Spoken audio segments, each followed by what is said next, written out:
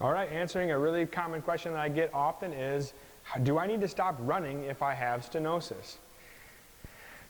The answer is it depends, but I can tell you from my perspective, I never like to tell people they have to stop doing something. That is not really good quality of life. I think I meet a lot of people that have a big long list of things they've been told or they've decided to stop doing. And a better approach might be to look at running and say, okay, what are the requirements of my body when I run? How strong do my legs need to be?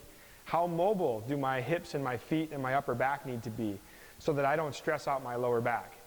What are the movements that happen in running that cause pain for you?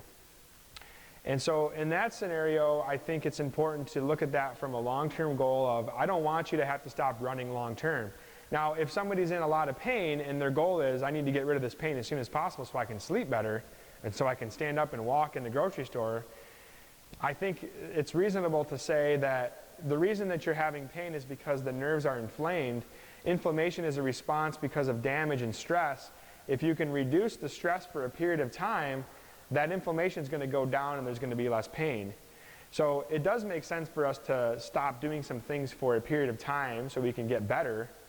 But long term, I hate to tell people to stop doing things. So I think you can be a very successful runner late into life as long as you choose to focus on the parts of the body that are required to move during running, which in my mind are going to be the ankles, the hips, and the upper spine, in all three planes of motion, front to back, side to side, and rotation left and right.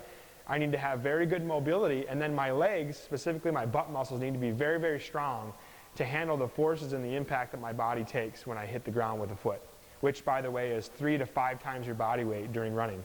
So if I'm 200 pounds, that's minimum of 600 pounds of force that my legs need to be able to control when I hit the ground.